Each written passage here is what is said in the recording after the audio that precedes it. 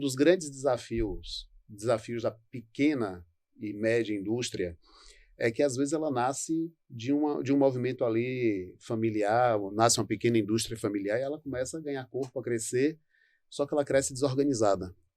Então, alguns empresários não estão atentos à sua produtividade, à modernização das máquinas, à necessidade de ter um faturamento fiscal para que ele possa acessar melhores linhas de crédito.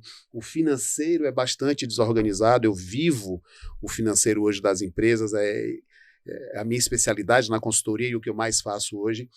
E, infelizmente, algumas empresas nem sabem se dão lucro, se dão prejuízo e de quanto está dando.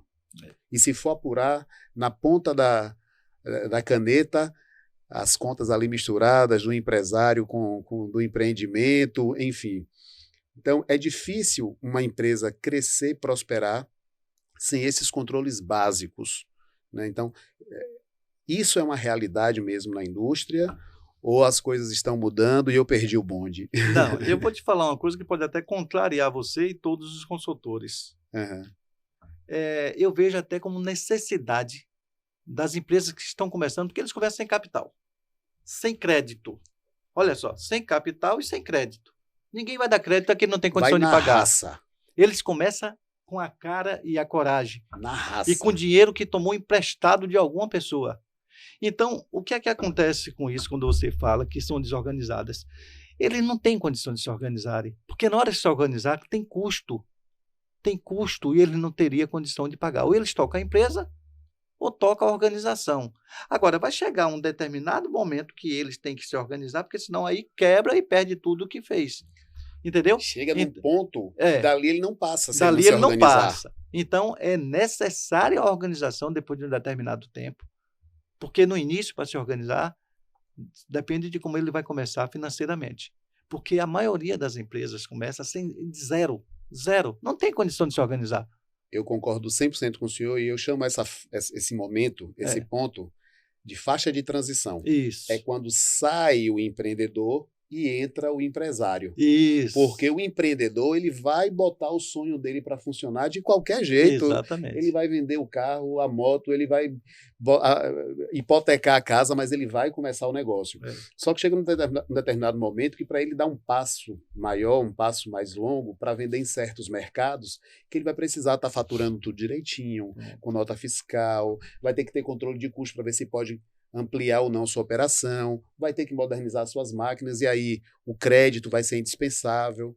Então, é o momento é a faixa de transição de empreendedor para empresário, que é quando joga o jogo dos grandes para poder ter um produto competitivo também. Perfeita, a sua colocação perfeita. Porque quando você começa com zero, no setor de vestuário, você vai ser cortador, você vai ser comprador, você vai ser vendedor, você vai ser modelista. Então, você vai ser tudo. Você é a empresa. Você não tem condição de se organizar. É uma eu-presa. Eu faço tudo. É uma eu-presa. Então, você não tem condição de se organizar. Até porque você não tem condição de crédito, você não tem nenhum incentivo para poder se organizar.